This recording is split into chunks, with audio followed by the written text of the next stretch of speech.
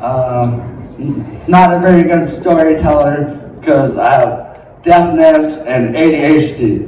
So when someone goes on a story with like 20 sentences, I can finish that in one. And basically my life story is I like sports and I can't hear anything. That's it. And then I'm dead. So, all right.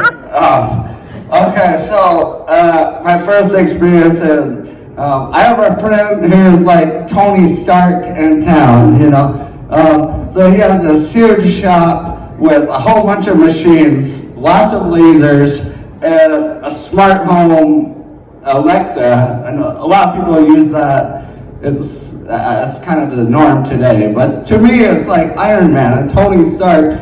When you want to tell every machine what it does, whether it's firing lasers, turning off and on, or just playing smooth jazz.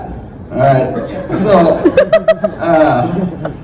yeah, and then so it's really impressive. It's a big shop. It's I think it's a lot of woodworking and a whole bunch of other things, like computer pictures. All right. So and then he also has a flamethrower. I don't know if anyone else here knows anybody with a flamethrower, but he has a flamethrower. And so, in my infinite wisdom, oh, can you guys still hear me? I turned it off. Hello? Oh, okay, I turned it off, sorry. Okay, yeah, he has a flamethrower, and in my infinite wisdom, I wanted to use the flamethrower, and not just that, I was going to record it for my mom. And so my mom got to see it. And if you weigh what's more dangerous, using a flamethrower or showing my mom I'm using a flamethrower, I would choose showing my mom every single time because that was way more scarier. and I gotta use it. And I had a first-person video. It's absolutely amazing. You shoot it out for like, 10 feet or something like that, and a whole bunch of kids are standing around, 6 years old or whatever they are, just laughing it up. And yeah, I sent the video to my mom, and I've never been more cursed out in my whole life. That was very scary. The flamethrower was nothing compared to telling my mom I used a flamethrower. Yeah, that's pretty much Tony Stark, my friend.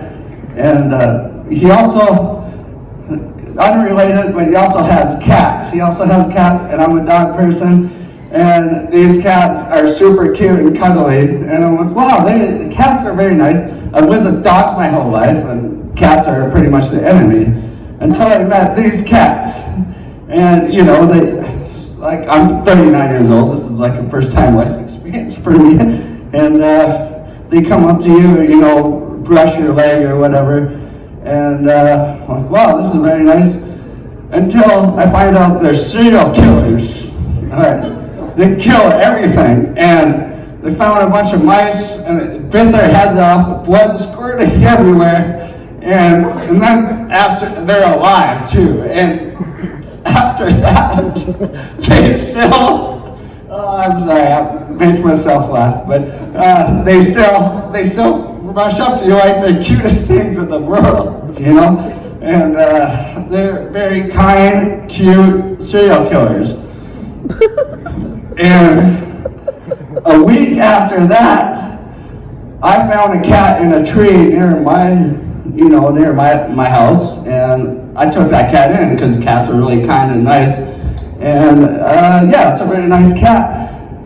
And that cat finds a bunch of mice, kills them, bites their heads off. And all right, well, you gotta stop doing that. That's not natural. And so anyways, the cat is very kind and sweet to me. So my sweet serial killer, you know, it works for me. The other thing I want to talk about is just being deaf, because I grew up hard of hearing. my world is so much funnier than most everyone else's. So, when I was a kid, I had to wear a thing called an auditory trainer, which is a very fancy name for a brown, big, ugly box you wear on your chest as a kid. And, you have to wear these strings on your ears. And that was interesting. I had to be the spy for the whole classroom while the teacher goes to the bathroom, while they talk about bad students in the hallway. I had to report back to them.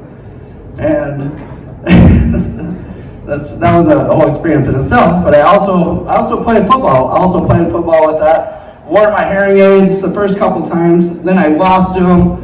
And I lost my hearing aids because I got hit one time. And they had to bring out a sniffer dog and a metal detector. And both teams were looking for my hearing aids on the field. Oh, gosh. I never wore hearing aids after that again. That was a different experience, to which provides its own comedic relief, and that is play till the whistle. I didn't hear no whistle, but always running and sacking everyone after the whistle, because there's my rules, it's my world. I don't have a whistle. Yeah, that's it. Hang on, I got a couple more. Sorry. Yeah, losing my hearing aids, my dog ate my hearing aids, other people, their dog eats their homework. For me, it was my hearing aids. I really couldn't go to school. Okay, and then the last thing, why my world is so funny because I'm deaf, is because I hear things that are just not there. Alright, and I have a million examples, but I thought the greatest example might be last weekend.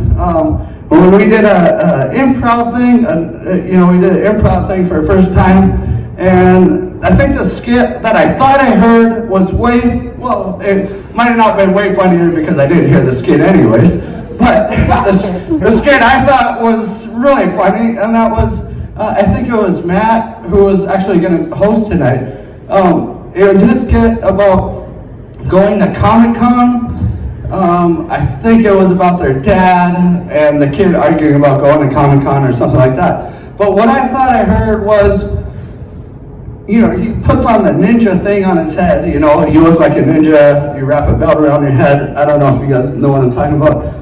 But I thought he was a kamikaze pilot in World War II having an identity crisis before a suicide mission. And that was terrible. Oh, gosh.